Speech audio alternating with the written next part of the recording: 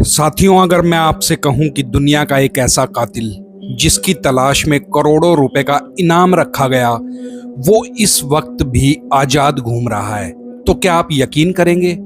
जरा सोचिए, आप एक डोनट शॉप में खड़े हो, एक कॉफी शॉप में खड़े हो, सामने काउंटर पर एक आदमी आपको मुस्कुराकर कॉफी दे रहा है। सब कुछ बिल्कुल सामान्य लग रहा है, लेकिन क्या हो अगर वही आदमी कुछ साल पहले अपनी ही पत्नी का बेरहमी से कत्ल कर चुका हो। रात के 11:30 बजे एक सुनसान स्टोर, अचानक गूंजती एक चीख और फिर एक ऐसी खामोशी जिसने एक पूरी कहानी को जन्म दिया। एक ऐसी कहानी जिसमें प्यार है, धोखा है और एक ऐसा कातिल जो 11 साल बाद भी कानून की पकड़ से बाहर है। ये कहानी है भद्रेश कुमार पटेल की, एक ऐसा नाम जिसे सुनकर आज भी जांच एजेंसियों की नींद उड़ जाती है, जांच एजेंसियां खफा हो जाती हैं, और एक ऐसा चेहरा जो शायद आज भी हमारे आसपास ही, हमारे माहौल में ही कहीं मौजूद है, बस पहचान बदल चुकी है। तो तैयार हो जाइए, क्योंकि आज जो कहानी आप सुनने जा रहे हैं वो सिर्फ एक क्राइम स्टोरी नहीं है। ये एक ऐसा सच है जो आपके भरोसे, आपके आसपास के लोगों और शायद आपकी अपनी नजरों पर भी सवाल खड़ा कर देगा। अहमदाबाद, साल 2013, रोशनी, शहनाइयां, खुशियों का माहौल। भद्रेश कुमार पटेल और पलक की शादी हो रही थी और हर कोई वहां पर खुश लग रहा था। हर कोई उनके उज्जवल भविष्य की कामना उस समय कर रहा था। भद्रेश जो था वो देखने में बेहद साधारण, शांत और समझदार लगता था, लेकिन उसकी आंखों में एक अजीब सी गहराई थी, एक ऐसी गहराई जिसे समझ पाना किसी के लिए भी आसान नहीं था। उसकी आंखों में इतनी एक अजीब तरीके की गहराई छिपी थी। शादी की रात जब पलक ने मुस्कुराते हुए अपने भविष्य के बारे में भद्रेश से पूछा, तो भद्रेश ने बिना एक पल गंवाए अमेरिका का सपना पलक के सामने रख दिया। उसने कहा, यहाँ कुछ नहीं रखा, इंडिया में कुछ नहीं रखा, असली जिंदगी जो है वो अमेरिका में है। उसकी आवाज में इतना विश्वास था कि पलक बिना सोचे उस पर भरोसा कर बैठी। पलक को लगा कि वो एक ऐसे इंसान के साथ है जो उसे एक बेहतर जिंदगी देने वाला है, लेकिन पलक को नहीं पता था कि यही सपना एक दिन उसकी मौत का कारण बनेगा। शादी के बाद कुछ महीनों में भद्रेश ने हर कदम बहुत सोच समझ कर रखा। उसने दोस्तों से दूरी बना ली, उसके जितने भी दोस्त थे उन सब से उसने, भद्रेश कुमार ने, दूरी बना ली थी। परिवार से कम बातें करने लगा। वो पलक को धीरे धीरे अपनी दुनिया में कैद कर रहा था। वो उसे समझाता कि बाहर की दुनिया खतरनाक है और सिर्फ वही उसका इकलौता सहारा है। ये एक ऐसा मानसिक जाल था जिसमें पलक धीरे धीरे बेचारी धंसती चली गई। सितंबर 2014 में दोनों अमेरिका पहुंचे। शुरुआत में अमेरिका जाने के बाद सब कुछ किसी सपने जैसा ही था। नई जगहें, नए लोग, नई उम्मीदें, लेकिन जैसे जैसे समय बीता असलियत सबके सामने आने लगी। पैसे खत्म होने लगे, संघर्ष बढ़ने लगे और जल्द ही दोनों को एक डोनट स्टोर में नाइट शिफ्ट की नौकरी करनी पड़ी। रात की खामोशी में काम करते हुए उनके रिश्ते में दरार आने लगी थी। वो बहुत ज़्यादा परेशान रहने लगे थे। पहले जो बातें प्यार से होती थी, अब वही बातें तकरार में धीरे धीरे बदलने लगी थी। भद्रेश अब चिड़चिड़ा रहने लगा था, छोटी छोटी बातों पर गुस्सा भी करने लगा था।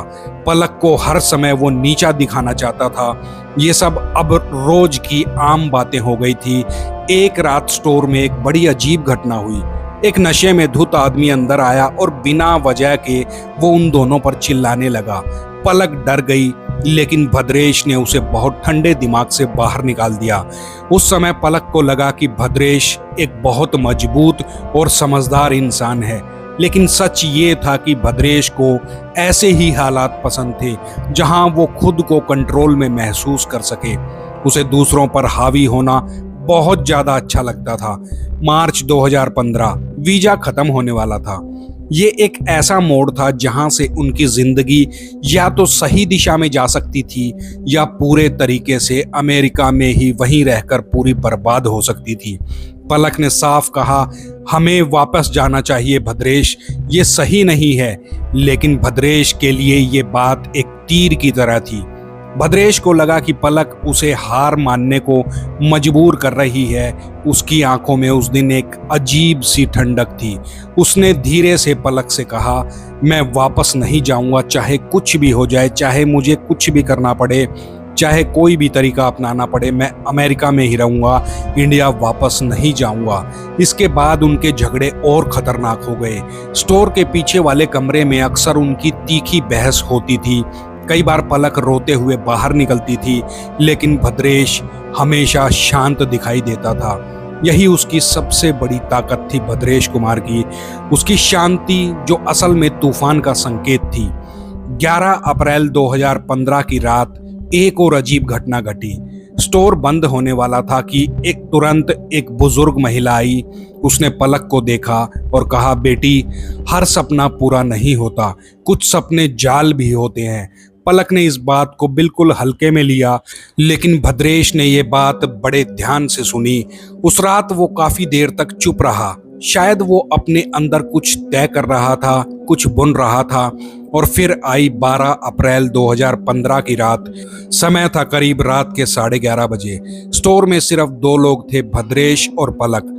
पलक किचन में काम कर रही थी। दरवाजा धीरे से खुला और भद्रेश अंदर आ गया। उसके हाथ में एक लंबा सा चाकू था। कुछ सेकंड तक वो वहीं पर खड़ा रहा। जैसे ही सही समय का वो ऐसे लगा जैसे इंतजार कर रहा था। फिर अचानक उसने पलक पर हमला कर दिया। पहला वार इतना तेज था कि पलक को बिल्कुल भी संभलने का मौका नहीं मिला। उसकी चीख ने पूरे स्टोर को हिला दिया था। उसने बचने की बड़ी कोशिश करी, मदद के लिए भी पुकारा, लेकिन वहां पर कोई भी नहीं था जो उसे बचा सके। भद्रेश एक के बाद एक लगातार पलक पर वार करता चला गया। उसकी आंखों में कोई भी भाव नहीं था, ना गुस्सा, ना डर, ना पछतावा, सिर्फ एक खालीपन। कुछ ही मिनटों में सब खत्म हो गया। पलक फर्श पर पड़ी थी और चारों तरफ बुरे तरीके से खून फैल चुका था। भद्रेश ने धीरे धीरे चाकू को साफ किया, अपने कपड़ों को ठीक किया और फिर सीसीटीवी कैमरे की तरफ देखा। वो नजर इतनी ठंडी थी कि आज भी उसे देखने वाले लोग सिहर उठते हैं। ऐसा लग रहा था जैसे वह कैमरे के जरिए पूरी दुनिया को चुनौती दे रहा हो। इसके बाद वो स्टोर से धीरे धीरे करके बाहर निकला और बाहर बिल्कुल सुनसान था, रात का समय था। तभी उसने एक टैक्सी ली और आराम से बैठ गया उस टैक्सी में। ड्राइवर ने पूछा कि सर आपको कहाँ जाना है? भद्रेश ने हल्की सी मुस्कान के साथ कहा कि बस चलते रहो। उसकी आवाज में कोई घबराहट नहीं थी, जैसे उसने कोई सामान्य काम किया हो। जांच शुरू हुई, पुलिस और जांच एजेंसियां हरकत में आई, लेकिन भद्रेश का कोई भी पता नहीं चला। वो जैसे हवा में कहीं कहीं पर गायब हो गया था। होटल के एक कमरे में उसकी एक डायरी मिली, जिसमें उसने लिखा था, अगर मैं हार गया तो समझो मैं खत्म हो जाऊंगा, लेकिन अगर जीत गया तो मैं कोई और बन जाऊंगा, एक ऐसा इंसान बन जाऊंगा जिसे पूरी दुनिया पहचान ही नहीं सकेगी। इस लाइन ने जांच को और भी ज्यादा उलझा दिया। समय धीरे धीरे बीतता गया, लेकिन भद्रेश का कोई भी सुराग नहीं मिला। साल 2025 में न्यू जर्सी में एक व्यक्ति को देखा गया, जिसकी चाल और हाव भाव हूबहू भद्रेश कुमार से मिलते थे। पुलिस वहां पर पहुंची, लेकिन वो इंसान वहां से फिर से गायब हो गया था। मार्च 2026 में एक गुमनाम कॉल आई और उस कॉल करने वाले ने कहा कि वो बहुत करीब है, वो अपनी पहचान के पीछे छुपा है। आज 11 साल बाद भी ये मामला बिल्कुल अनसुलझा है। शक है कि भद्रेश ने अपना शायद चेहरा बदल लिया है, नाम बदल लिया है और कहीं पर नई जिंदगी जी रहा है। शायद किसी और नई पलक के साथ वो अपनी जिंदगी जी रहा है। लेकिन एक चीज नहीं बदली, वो थी उसकी आंखें, क्योंकि आंखें कभी झूठ नहीं बोलती। ये कहानी, ये किस्सा आज भी खत्म नहीं हुआ है। शायद वह आज भी भद्रेश कुमार हमारे बीच में ही कहीं पर मौजूद है, किसी दुकान पर, किसी भीड़ में, किसी नए नाम के साथ। तो अगली बार जब आप भी किसी दुकान पर जाएं और काउंटर के पीछे खड़ा व्यक्ति आपसे नजरें चुराए, तो एक पल के लिए जरूर सोचिए, क्या वो सिर्फ एक आम इंसान है या फिर एक ऐसा कातिल जिसकी तलाश में पूरी दुनिया लगी हुई है और जो आज भी कानून से एक कदम आगे चल रहा है। साथियों, कमेंट करके अपने आप जरूर बताइएगा कि क्या आपको लगता है कि भद्रेश अभी भी जिंदा है और हमारे बीच में ही कहीं छिपा हुआ है, क्योंकि ये कहानी अभी खत्म नहीं हुई और शायद इसका अगला अध्याय अभी लिखा जाना बाकी है। तो साथियों, ये था किस्सा भद्रेश कुमार और पलक का, जो अमेरिका गए थे और वहाँ पर भद्रेश ने पलक का मर्डर कर दिया था और वो आज भी नदारद है, आज भी पुलिस से छुपता घूम रहा है, या शायद उसने चेहरा बदल लिया है या शायद वो मर गया है। इस चीज़ का किसी को नहीं पता, क्योंकि जो अमेरिकन गवर्नमेंट थी उसने 9 करोड़ रुपए का इनाम इस पर रखा है और ये अभी भी एक अनसुलझा केस है। तो साथियों, आप अपने कमेंट करके हमें बता सकते हैं। मिलते हैं आपसे अगले ऐसे ही किसी किस्से के साथ जो आपको सचेत भी करेगा और आपको ज्ञान भी देगा। तो साथियों, तब तक अपना ख्याल रखिएगा और हमारे चैनल को सब्सक्राइब जरूर करना, कमेंट जरूर करना, लाइक जरूर करना। मिलते हैं आपसे अगले वीडियो में।